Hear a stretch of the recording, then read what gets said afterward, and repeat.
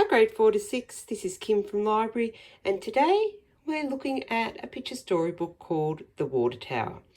Now, this picture storybook is for older readers, so as you know, not all picture storybooks are just for little kids. This one was written way back in 1994, and in 1995 won Picture Book of the Year award. So it has been a very popular book. It was written by an Australian author called Gary Crew, and it was illustrated by Stephen Woolman. Now, this is one of those stories where the illustrations really help tell the story. Okay, so you need to look carefully at them, and they're just amazing. Okay, so let's get started. Just doing a bit of a juggling act here to juggle everything. And first I just need to turn the book because we actually read it this way at the start. There we go. The Watertower. Written by Gary Crew and illustrated by Steve Woolman. Nobody in Preston could remember when the Watertower was built or who had built it, but there it stood on Shooters Hill, its iron legs rusted, its egg-shaped tank warped and leaking, casting a long, dark shadow across the valley, across Preston itself. One summer afternoon, Spike Trotter met Bubba D'Angelo by the service station, and together they went up the tower for a swim. Spike led the way as usual. "My mother says it's dangerous up there," he said, "but it's worth it, eh?"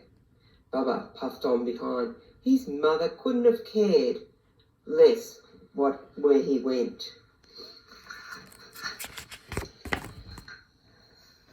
At the summit, Spike stopped to look down on the sweltering town. "Suckers," he grinned and headed for the tower. Last summer, a security fence had kept trespassers out, but now the metal posts were twisted and flattened, and barbed wire lay coiled on the ground. "You reckon vandals done that?" Bubba asked, recovering his breath. But Spike was already on the top. "Hurry up," he yelled, throwing open the access hatch. "It's scorching up here." He pulled his shirt over his head, dropped his shorts, and clambered down into the tank. It was dark inside. "The dark's got a sort of a colour," Bubba said, squatting on the bottom rung of the ladder. "It's sort of green, like moss, like slimy, dead moss." Spike didn't answer, except for the ghostly wailing he kept up for the fun of hearing the echo. He might have not been there at all. "Spike," Bubba called. "Spikey." Still no answer, so Bubba whistled for a while, then splashed a bit, but only up to his knees. He didn't particularly like the water. He wasn't keen on slipping down naked into its murky dark.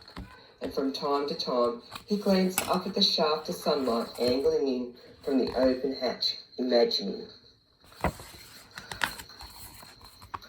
At last, Bubba called, "Spikey, I'm going up now. I'm going to get dressed." He guessed that Spike was somewhere beneath him in the water that eddied and swirled. Bubba stepped out to the top of the tank. The wind was hot, the glare terrible. Blinking and squinting, he looked about for his towel. It had blown to the far side of the tank and hung there, caught on the head of a valve. "Maybe I should stay down," he muttered to himself, tiptoeing across the burning metal. With the towel wrapped around him, he looked for his clothes. Spikes were there, wedged beneath the hatch, and he saw his shirt flapping at the top of the ladder. But where were his shorts? He turned around and around. Nothing. He dropped on his hands and knees and crept to the side of the tank, yelping with each movement as the burning surface seared. He peered over the side. Nothing. He made his way back to the hatch, calling, "Hey, are my pants down there?" "What?" came the response. He repeated the question, then waited, standing on his crumpled shirt, keeping the towel tied around him. Spike's dripping head suddenly appeared. "Nope," he spluttered. "Nothing down there but water," and he pulled himself free of the dark. Bubba looked about him again. "Then they're blown away. That's what's happened, I bet." Spike laughed. Doesn't matter, he said, shaking himself and reaching for his clothes. You've got your towel. Go home in that. Bubba shook his head. No way. If my mother finds out that I've lost my pants, I'm dead. They looked at each other. They knew this was true. Mama D'Angelo could land a wallop like nobody else in town. I'll go back, Spike volunteered. I'll run the whole way. I'll sneak in through your bedroom window and get another pair. Top drawer of your dress, right? Bubba nodded. I'll wait here. I'll get back down out of the sun. Will you be long? Spike was already on the ladder. I didn't win the cross country for nothing, did I? I'll run. His last words were lost in the wind. Bubba climbed into the tank. I'll be all right, he muttered. I'll be all right. But when he looked, the bottom rung was a long way from the light, and the water seemed darker, so he stopped halfway and waited. All about him, the tower creaked and groaned. That's the heat, he reasoned. That's the heat expanding the metal. There was a smell. That's the algae, all rotten and festering. The water eddied and swirled. That's the wind shifting the tower. It's old and rickety, but he was frightened, very frightened, and rung by rung, so as not to shake the ladder, not to disturb anything, he crept upwards towards the sun. When Bubba reached the top, he lifted himself out and squatted a moment, catching his breath, calming his heart. I'll get off this stupid thing, he said. I'll go and wait in the bushes. So he did. He tightened the towel around his stomach, climbed down the outside ladder, and hopped across the burning earth to the patchy side of the grey leaf bush. I'll be safer here, he thought, though from what exactly he could not imagine. The sun found him wherever he went, starting blisters on his skin. The hot wind burned his cheeks. How much longer, he wondered. When will he come? There was then something moved, way up the top of the tower, something Bubba couldn't quite make out.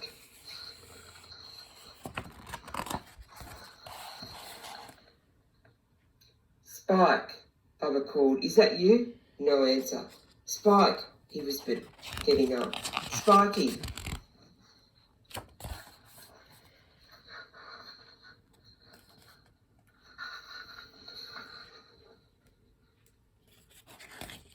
When Spike returned, calling and waving the shorts, Bubba stuck his head straight out of the tank. Oh boy, he said, dressing himself. If I'd stayed down there a minute longer, I reckon I would have dissolved. The water was great. I had the best swim. I taught myself to lay on the bottom. I could do it to the count of 120. No lie, 2 minutes. Boy, that was good. Spike's eyes narrowed. This was not Bubba, like Bubba. Not like Bubba at all. Go on, he said, shoving him. Show us your fingers then. Show us the water wrinkles. Come on. Bubba turned away. Nah, no time now, he answered. My mother will be worried. You know what a worry she is. She'll be scared something's happened to me, won't she? He shut the hatch with a thud. Deep in the tank, the water eddied and swirled.